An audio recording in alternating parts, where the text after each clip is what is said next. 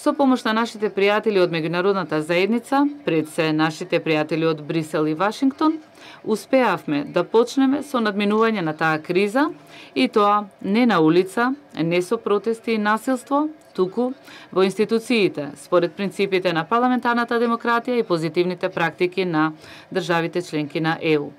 Токму во таа насока ја гледам и денешната седница на Собраниската комисија за европски прашања, на која премиерот Зоран Заев и другите владини представници ќе ни го представат подетално така наречениот План 369, во кој се наведени приоритетите и динамиката за потребните реформи.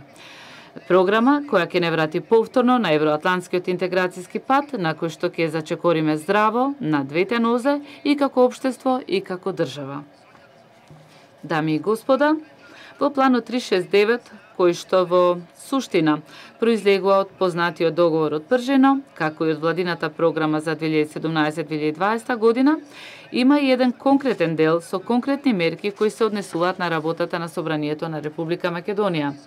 Меѓу нив има неколку мерки со кои се јакне надзорната улога на Собранието врз владата, односно извршната власт.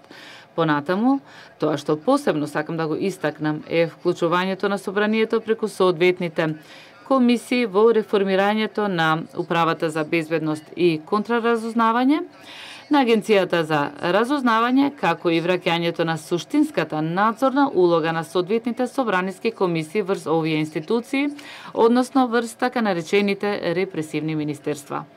А она што според моје мислење е многу значајно е фактот што воопшто реформите на безбедносните структури ќе мора да се одвиваат преку една широка, инклузивна дискусија во Собранието, преку која дискусија ќе се кристализира моделот на реформирање на безбедносниот систем, а со тоа и на агенциите и управите кои се вклучени во истиот тој систем.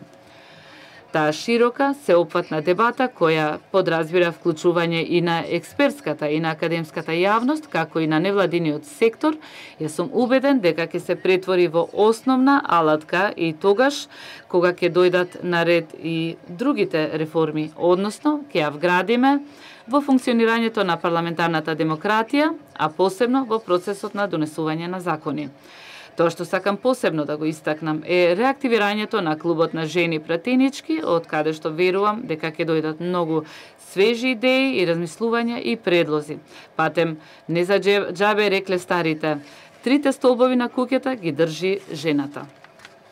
Почитувани, јас не претендирам дека историјата започнува со актуелната власт и актуелното парламентарно мнозинство кога станува збор за интеграцијските процеси. Она во што јас верувам е пред се искрената определба на владата и на ова парламентарно мнозинство да овие реформи, како и сите други реформи, ги правиме исклучиво во полза на граѓаните и општеството во целост. Секако, најголема одговорност за сите овие процеси има парламентарното мнозинство и актуелната влада. Меѓутоа, во парламентарната демократија свој удел во одговорноста има и опозицијата. Како претседател на Собранието, секогаш ќе направам се што дозволува деловникот, Законот за Собрание и Уставот со цел опозицијата да може на транспарентен начин да ги изнесе своите политички и програмски интереси, предлози, аргументи и критики. Меѓутоа, во исто време, од опозицијата очекувам и одговорно однесување во целокупниот законодавен процес, односно ефикасно функционирање на парламентот.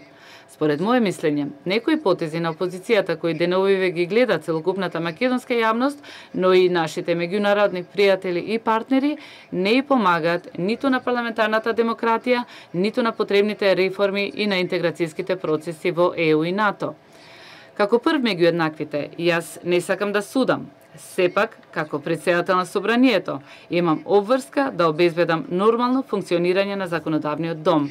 Затоа, се надевам дека предложениот владин план, познат како 369, како и владината програма 2017-2020, се добра основа за создавање на вистинска инклузивност помеѓу сите парламентарни политички субјекти. Инклузивност во која свое место мора да имаат експертската и академската јавност, а посебно уште еднаш би сакал да ја истакнам улогата и вклученоста на невладиниот сектор. Само така, како што реков, ќе можеме здраво, со двете нозе, успешно да зачекориме на нашиот евроатлантски пат.